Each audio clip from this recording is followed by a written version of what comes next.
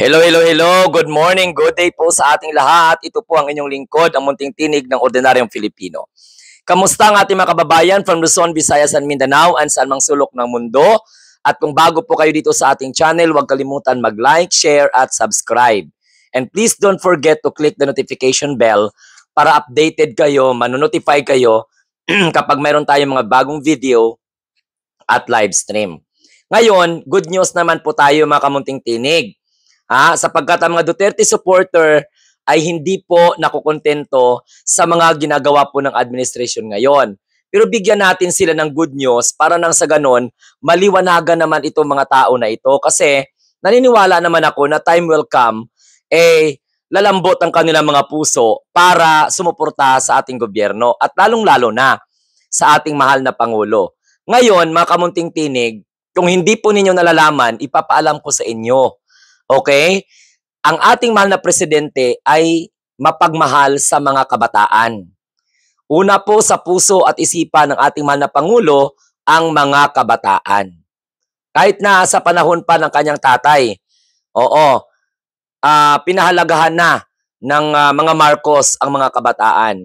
Pero ito, mga kamunting tinig, gusto ko lang ipaalam sa inyo ngayon na dahil po sa pagmamahal ng ating mahal na Pangulo sa mga kabataan, 20-story building, pinasanayaan po ang building ng Philippine Children Medical Center. So, gagawin siyang moderno at mas palalakihin pa. Okay, so saan po yan? Sabi po sa ulat, sisimula na po ang construction ng 20-story building ng Philippine Children's Medical Center sa Quezon City. So yung building na yan, na 20-story, may kapasidad po yan na 500 bed. No? At syempre, gagawin po yung moderno, lagyan po yan ng mga modernong mga medical equipments at mga modern technology as a whole. Di ba? Maganda po nga na balita yan. At magkakaroon po ng cancer center. Magkakaroon din po ng intensive care unit. Tapos, mga iba't iba pa po na mga special services tulad ng, of course, sa puso, sa bato, sa utak, sa baga, tapos mga hormonal disorder. Yan po ang gawing plano sa sinisimula ng i-construct na 20-story building ng Philippine Children Medical Center. So, hindi pa ba maganda yan, mga Duterte supporter? Kaya nga po nagpapasalamat, ako lalong-lalo na, nagpapasalamat ako kay Pangulong Bongbong Marcos dahil kaliwat ka ng paninira ay hindi po nagpapaapekto. Patuloy pa rin ang kanyang trabaho. Patuloy na sumusuporta at patuloy na gumagawa ng paraan upang punduhan at magbibigay lalo ng pondo para sa kalusugan ng mga kabataan. So, sa panahon ng Duterte administration, narinig ba natin yan? Kaya pinapasinayahan na po, Pinasinayaan na. Nagkaroon na po ng inauguration. Ang pagtatayo ng makabagong 20-story building, ng Philippine Children Medical Center sa lungsod po ng Quezon. Ang proyekto na po yun ito ay maglalamaan o maglalaan daw di umano, ayon po sa nabanggit ko kanina, ng 50 bed capacity. At gagamitan ng mga state of the art. Alam niyo ba kung ano ibig sabihin ng state of the art? Mga modernong teknolohiyang medikal na upang mas lalo pang mapalawak, mga kamunting tinig, at lalong mas mapabuti pa ang serbisyong pangkalusugan para po sa kabataang Pilipino. Para po sa mga kabataang pasyente. So ayon po yan sa pahayag, Patuloy po ang pundong ilalaan. So hindi lang patuloy, lalakihan pa talaga ng pamahalaan para sa mga operasyon ng Philippine Center or Children Medical Center. Okay? Tapos, Aside from that, sa pagpapatayo ng building, pupunduhan palalo, no? Sa mga susunod na taon at lalong palaguin, lalong palakihin at lalong tugunan ang mga pangailangan ng pediatric healthcare. So, sa patatayong building na yan, no, ang bagong pasilidad, mga kamunting tinig, ay magkakaroon po ng mga modern cancer center. Wow! Modernong cancer center at mga subspecialty services. So ano to mga subspecialty services?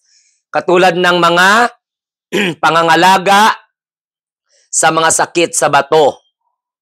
Oh.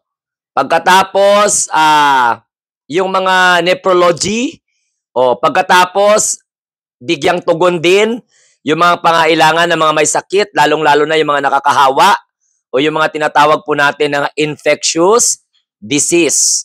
Siyempre, lalo ding pupunduhan at lalo ding palalaguin at pagyayamanin ang serbisyo para sa pangangalaga sa mga batang may sakit sa puso. So, siyempre, gagawin ding state of the art ang cardiology department. So, kung ikaw naman, kung ang bata naman ay may sakit sa respiratory system, so ang pulmonology department aayusin din lalo. Kapag siyempre, meron din mga kabataan na neurodevelopmental pediatrics at saka medyo mahina yung kanilang kaisipan, so kailangan din po, sabi ng gobyerno, na patatagin, palaguin at pagyamanin ang pagtugon dito po sa mga neurodevelopmental pediatrics o center po natin.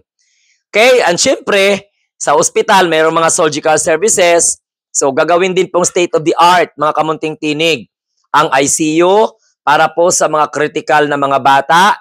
Tapos, aayusin din ang rehabilitation services.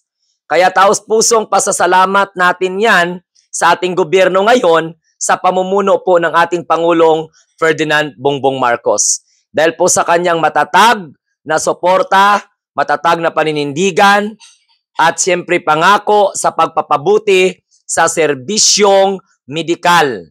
Serbisyong medikal para sa ating mga kabataan. Mga kabataang nakakaranas ng mga sakit, no? Na nabanggit po natin, mga infectious diseases natin. Okay? So ang proyekto na ito ay patunay lamang ng pagmamahal, malasakit, okay, ng ating mahal na Pangulo sa kalusugan ng ating mga kabataan. Hindi lamang po ngayon, kundi para po sa susunod na mga henerasyon. Basta mga kamunting tinig, Marcos na proyekto, pangmatagalan po yan. Philippine Heart Center, Lung Center, andyan, tinan mo yung PGH, sipin nyo mga kamunting tinig, ayan na ngayon, ang Philippine Children Medical Center. Gawing 20-story na. Tapos, lalagyan na po ng mga state-of-the-art facility na maaring makatugon sa mga pangangalaga, sa mga sakit na mga nakakahawa.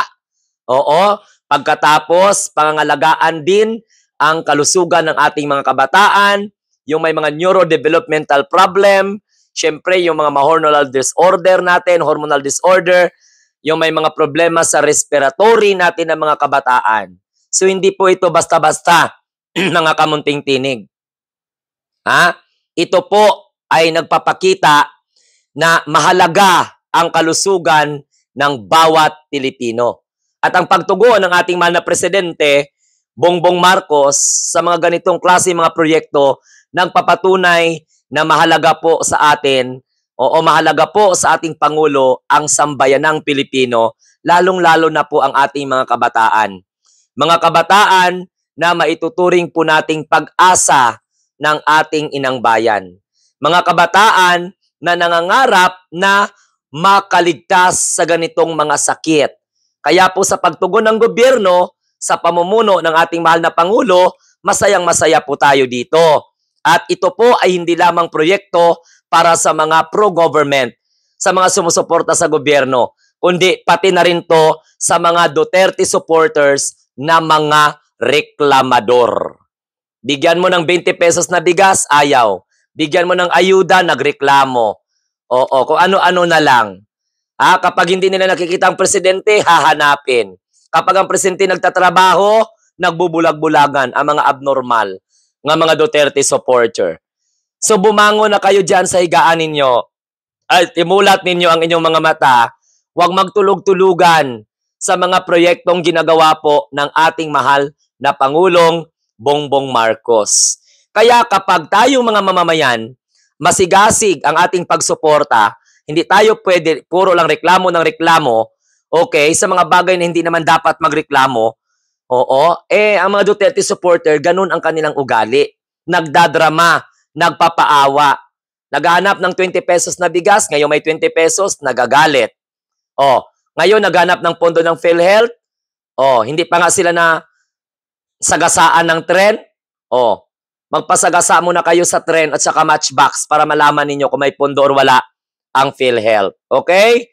So congratulations po sa Marcos administration, sa ating mahal na presidente, sapagkat dahil po sa kanyang pagmamahal sa mga kabataang Pilipino, ang Philippine Children Medical Center gagawing moderno at magawing mas malaki pa. Gawin pong 20-story. At sinimula na po ang konstruksyon mga kamunting tinig. Located po yan sa Quezon City. 500 bed capacity po yan. Tapos installan po yan ng mga state-of-the-art technology, modern technology mga modern medical technology. Diba magandang balita? Good news? Mga Duterte supporters, bahagi kayo ng programa ng gobyerno.